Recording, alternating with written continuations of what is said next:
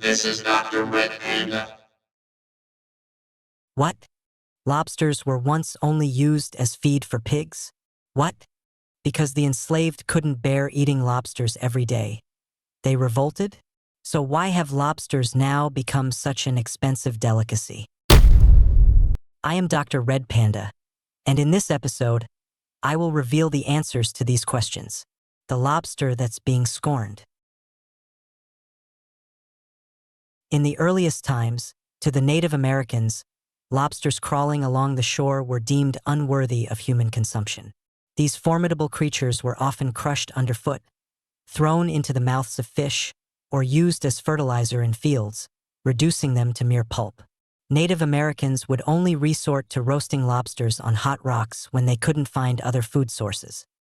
In the 17th century, the first European settlers arrived in North America and were astounded by the abundance of lobsters, which had reached a point of overpopulation. Records from that time indicate that lobsters were plentiful throughout vast stretches of the sea due to the favorable local environment. Occasionally, when the sea churned up massive waves, lobsters would be washed ashore in heaps, too numerous to collect entirely.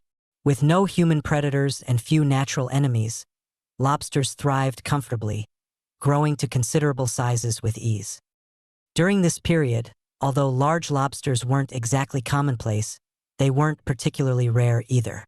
As the saying goes, scarcity breeds value, and with such a huge population of lobsters, their price naturally remained low. Thus, at that time, lobsters were considered a protein source for the poor. In addition to their abundance, people during that time refrained from eating lobsters for two main reasons. Firstly, lobsters had an intimidating appearance. They had large heads, numerous legs, and were often likened to sea cockroaches. Their rugged appearance alone was off-putting, let alone considering them as food. Secondly, there was a significant prejudice inherited from the ancestors of Americans, the British.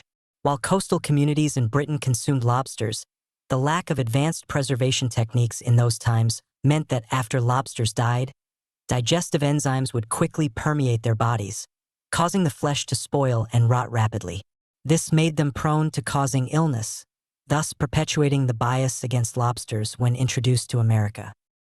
However, if lobsters were not consumed, they would proliferate rapidly, becoming a nuisance. Coupled with the issue of food shortages at the time, people made a significant decision: to distribute lobsters to laborers, the poor, orphans, and slaves for consumption. This ensured the food resources of the wealthy in society while dealing with the seemingly disgusting lobsters. Additionally, any excess lobsters were simply turned into feed for pigs. However, the good times didn't last long. The slaves, who were forced to eat lobsters every day, finally reached their breaking point and revolted. Many laborers also joined the protest, expressing their dissatisfaction with the daily lobster diet through strikes. Consequently, the wealthy had to reconsider the lobster consumption issue and negotiate with the people, eventually agreeing to a contractually regulated frequency of lobster consumption per week, restoring social order. Kennedy Wells' account in his book, The Fisheries of Prince Edward Island, also corroborates this lobster uprising. Laborers and servants often complained about having to eat lobsters several times a week, to the extent that lobster consumption had to be limited to once a week for breakfast or dinner in the contract signed between employers and laborers. However, laborers and slaves could still improve their lobster-eating fate through protest. Prisoners in jail were not as fortunate. At that time, the prison menu included beef, chicken legs, and lobster tails as main dishes, but due to cost considerations, prison authorities mostly served boiled lobster tails to the inmates every day. Faced with the monotonous torment of lobster day after day, the prisoners also erupted in protest. However, the outcome was predictable. By the 19th century, the invention of canning as a method of food preservation led to large quantities of lobsters being canned and sold to various regions. Due to its low price, canned lobster quickly became a unique and popular product. However, the canning process did not increase the value of lobsters. In stores at that time, the price of a can of lobster was even lower than that of the same weight of roasted peanuts. Lobsters were still considered a food for the poor. Some children from less privileged families would go to great lengths to conceal the fact that they could only afford a lobster sandwich for lunch at school. The lobster of good fortune has arrived. So here's the question. Why did lobster, which was so cheap back in the 19th century, see its value skyrocket in the 21st century? This question is astute. The turning point for the surge in lobster prices occurred during the Second World War in the 20th century. Canada, as a member of the British Commonwealth, was responsible for providing food aid to the Allied forces. Large quantities of flour, meat, eggs, dairy, and canned goods were shipped to the front lines to support the anti-fascist fighters. However, within Canada itself, only scraps remained, such as peas, carrots, and an abundance of lobster, thanks to home gardens encouraged by the government. To ensure the supply of food to the front lines and appease the populace amid food shortages, the Canadian government began promoting lobster as a patriotic food through newspapers and other media channels. Special chefs were tasked with researching lobster recipes. With dishes like lobster macaroni and cheese, lobster cocktails, and creamy lobster gaining popularity, a craze for consuming delicious Canadian lobster swept through the nation. Even among the elite, lobster found its place on the tables of high-end hotels, thanks to meticulous preparation by renowned chefs, further bolstering its status. Post-war, lobster had become a fashionable symbol, and due to overfishing, its price soared, gradually becoming a luxury seafood comparable to caviar. Are we eating fake lobster? In the 21st century, lobsters have become a luxury item that many people cannot afford. There is a rumor that the lobsters we eat today are fake, but this is an oversimplification. The lobsters we mentioned earlier are Canadian lobsters, also known as Boston lobsters or American lobsters. They live in cold waters and are often exported from Boston, which is why they are mistakenly thought to be from Boston.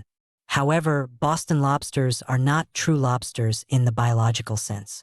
They belong to the genus Homarus in the family Nephropody of the order Decapita, while true lobsters, such as the painted lobster, Chinese lobster, spiny lobster, and Australian lobster, belong to the family Palinuridae of the order Decapita.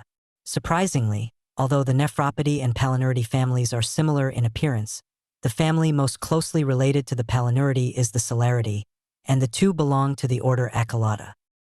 The main difference between lobsters and members of the Homeridae family lies in their antennae and claws. Lobsters have long, thick antennae with numerous spiky protrusions, whereas members of the Homeridae family have much smaller antennae, despite forming claws on their first 3 pairs of legs, with the first pair being notably large. Additionally, many commonly consumed crayfish belong to the Astacidia infraorder, such as those in the genus Asticus, similar to the Boston lobster. However, they are not true lobsters in the strictest sense. Immortal lobster. Lobsters are rumored to be able to achieve immortality by continuously molting to renew their body tissues and gain healthy new cells. Regardless of the scientific validity of this claim, the oldest lobster discovered to date, named Larry, was only 132 years old, which is still too young to be considered truly immortal. According to scientific research, the aging phenomenon observed in organisms is mainly related to the telomeres on their chromosomes. Telomeres, like small caps, are located at the ends of DNA structures. They protect chromosomes, maintain DNA stability, and prevent DNA from disintegrating during cell division, which can lead to information disorder during replication. They can also prevent cells from becoming cancerous to a certain extent. However, with increasing cell division, telomeres are gradually worn away. When they are worn down to a certain extent, cells stop dividing and eventually senesce. For cells, this is the moment when their time is up. Although lobsters are also carbon-based organisms, they have a unique ability. Most of their cells contain a substance called telomerase. With the help of these enzymes, telomeres can be restored to their original length, allowing cells to continue dividing without aging. Additionally, each time a lobster molts, it also updates a portion of its digestive system. Therefore, theoretically, lobsters can live forever in a suitable aquatic environment without human or other predator interference. However, it is clear that lobsters in the natural environment do not achieve immortality. This is mainly because each time a lobster molts, its body size increases. Therefore, the next time it molts, it will require more energy and the risk will increase significantly. In addition, after molting, the lobster's physical strength is exhausted, and its new shell is temporarily very soft, which makes it easy to attract predators.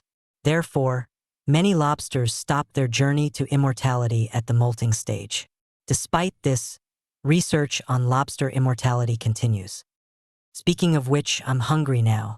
I'm going to eat lobster for 3 days straight to express my highest respect for this amazing creature. And that's a wrap for this episode of the video. I'm DR.RED Panda. If any of you have your own perspectives, or if you think there are any errors in the video, feel free to leave a comment in the discussion section. If you found this video helpful, don't forget to subscribe and give it a thumbs up. Until next time, take care.